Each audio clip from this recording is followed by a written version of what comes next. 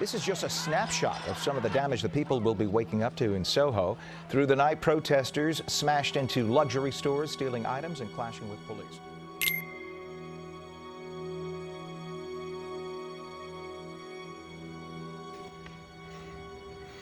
In the United States, virtue is a vice, and vice is a virtue. Good is bad, and bad is good. Societies often will, for policy reasons, endorse or punish certain behaviors because they wish to achieve certain goals. For example, the IRS will tax any money you make on illegal gambling as part of your gross benefit because the government wishes to dissuade you from what is considered immoral behavior. However, there are a multitude of reasons to believe why our society's moral compass is entirely upside down. Our society praises sin and resents those who do good. No good deed goes unpunished, and no heathen goes without his glorification. One need look no further than the most obvious vice in our society, lust. If sin is the cogs in the machine of America, lust is its oil.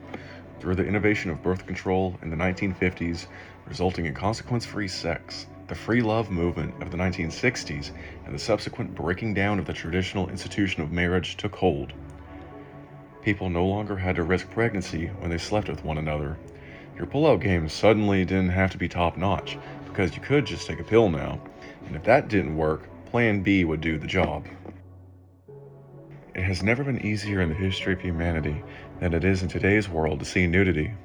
Not only is it the ability to see such, but it is also the incomprehensible volume at which one can see it.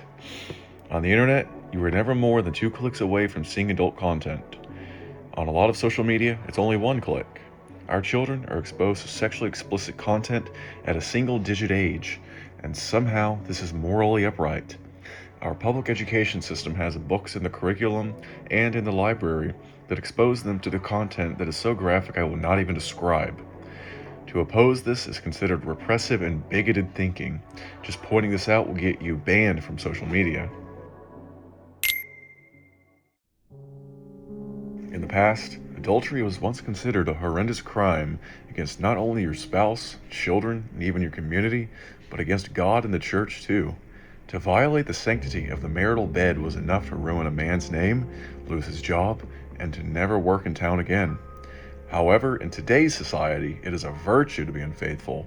When a woman cheats, it is said that she is, quote, building her roster, or that she is, quote, getting the best she can. The idea of hypergamy comes to mind. The red pill movement will say that it is the natural order of things for a man to cheat or have multiple lovers, that a woman should not only expect, but embrace being part of a high-value man's harem.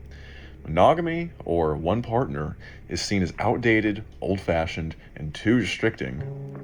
If one were to voice opposition, they would be quickly dismissed as a prude or even an incel.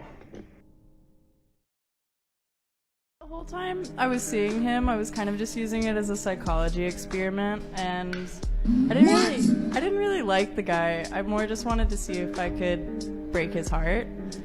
And it was fun. I hope I did a little damage. Good luck finding a decent spouse in today's dating market, because the women are all used up, passed around, and expect you to live up to their unrealistic standards. The men, they aren't much better either. They only want sex, they don't want any responsibilities, and they take personal offense to the idea of having to be the sole breadwinner in the family. A lot of them want tradition, but when it comes to sacrifice, they run for the hills. These words have been long written down. Pride goeth before the fall. Lucifer's sin was that he was so proud to believe he could somehow overthrow the all-knowing and all-powerful God of the universe. Man's first sin was also pride, believing he knew better than God, eating from the tree of forbidden knowledge. In today's society, being prideful of oneself is one of our core beliefs. Feminism, cancel culture, and a lack of forgiveness all come to mind. The gender divide, where men are trained to hate women and women are trained to despise men, is one of the greatest examples. Men will become students of Andrew Tate and develop notions that women are essentially objects to be used and abused, then dumped when a better one comes along. Women, as I said earlier, have this similar notion that they can always do better, even when who they currently have is probably the best they'll ever get, to be honest. Cancel culture's entire means of operation are like that of the demons. to dig up the past of their victim and weaponize it against them, in their efforts to ruin someone's name and livelihood. There is no forgiveness. To relent or apologize only anchors the animalistic mob even further. In our day-to-day lives, we have all experienced this in some capacity. When our family, friends, and co-workers have upset us, there will be no forgiveness. This is the end of the line for us both, and it is time to swear off any hopes of maintaining a relationship. Children will disown their parents for voting for the wrong politician, and Thanksgivings are no longer celebrated as a time of getting with our loved ones and remembering the blessings of our lives and the things to be thankful for. Instead, they are now a time to get together and focus on what divides us. It is a quiet, awkward, and passive-aggressive meal with people who we hold contempt for. It is a time to rekindle old resentments and further remind ourselves why we are glad we only see these monsters once a year.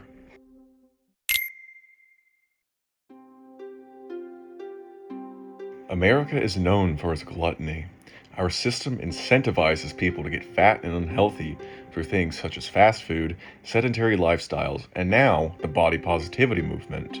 People believe they are healthy at any size and that working out is a waste of time because, for some reason, losing weight is not the source of your diabetes or heart disease. Instead of hearing out doctors, people are now seeking out, quote, affirming healthcare that ensures doctors are, quote, weight neutral and will not make the overweight or obese focus on losing their weight as a means of a healthier lifestyle. In fact, in recent news, Southwest Airlines has enacted a new policy which allows, quote, people of size to essentially get a free chair to their side if they exceed a certain size limit. The person who booked that seat next to them will be given a refund, and the person of size will have an extra seat for free so that they may feel more comfortable during their economy flight class. This is easily one of the most blatant examples. A glutton is being rewarded, and someone who watches their weight is being punished. My daughter and her friend, me with 2 teenagers. We can't get in on a plane. Later to find out that there's a person of size that did not purchase 2 tickets, but was being accommodated. And that is why we could not get in on the airplane. Fast food is in many cases cheaper than healthy food. Buying a McDouble at McDonald's is cheaper than buying a salad. Buying the produce at the grocery store that has been doused in carcinogenic pesticides is cheaper than buying the homegrown organic fruits and vegetables. Working out is now seen as a far-right dog whistle, and going to the gym is a great way for people to consider you some sort of threat to society. Many are now saying that to work out for the purpose of losing weight or getting healthier is fat-phobic. If you work out because you want your body to look a certain way, and you don't care about health, you are fat-phobic. Society despises the idea of self-improvement or becoming a better version of yourself. I myself have seen this in my own life when I reconnected with some old friends and faced harsh criticisms, judgment, and visceral responses to leading a healthier lifestyle, pursuing a degree in a profitable field, and working to mentally, emotionally, and spiritually mature to the young man that I am today. Our society disincentivizes the delaying of gratification and dopamine. Instead, we live in the age of instant gratification, where your pleasure is never more than a few clicks or swipes away. There is no need to go to the gym. Instead, you ought to stay home all day, play video games, never get sunlight, eat junk food, and look at adult videos all day long. Spend all of your disposable income on meaningless junk like Funko Pops, the newest video game, or on some film streaming service like Netflix that further promotes vice and sin. Is it any wonder people can't afford rent? Nobody taught them the virtue of saving their money and properly financing. That sort of frugality is a vice in our society, and instead, people are encouraged to consume the newest thing and then get excited for the next thing. Don't save your money, spend it. Now that I have thoroughly depressed you, the viewer, I will say this. Don't lose hope. The tide is turning and there is work to be done. There are like-minded people out there who will stand by your side, I'm sure of it. The world is a big place, and all you have to do is go find them. They're waiting for you. It is time to get right with God. Attend a local church that is not promoting the message of revolting against Christ. Find people who hold similar beliefs and with similar hobbies. Perhaps you'll even find someone you love, and it is your duty to have several children and raise them up in the virtues of sacrifice, selflessness, and ideally a Christian way of thinking. Get into the gym, eat a healthier diet, and take up productive hobbies. Go and get some sunlight. Your parents and grandparents had a point when they said to go play outside. All of these will lead to greater mental health, spiritual health, and physical health. Some may say the economy is too rough for children, but I would point at the countless examples in history where people continued to have children despite their circumstances.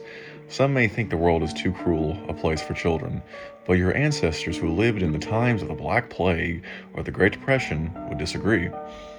Our adversaries are refusing to have children, but we have the upper hand here. Homeschooling is easier than ever before with the advent of the internet. Research in your area for local co-op programs among local stay-at-home mothers. People are willing to help. You only have to look for it. You have no excuse. Cultivate a life of virtue and cling fast to Christ, because the man who builds his home on the rock will endure the harsh winds blowing upon his foundation. The man who builds his home on sand will bend the knee when everything he loves depends upon him doing the opposite. You were born into the time you were for a reason. You were put where you are in the grand scheme of things for a reason. Your station in life is no accident. There is no such thing as a coincidence, and we are tested by our circumstances. So the only question that remains is, what are you going to do?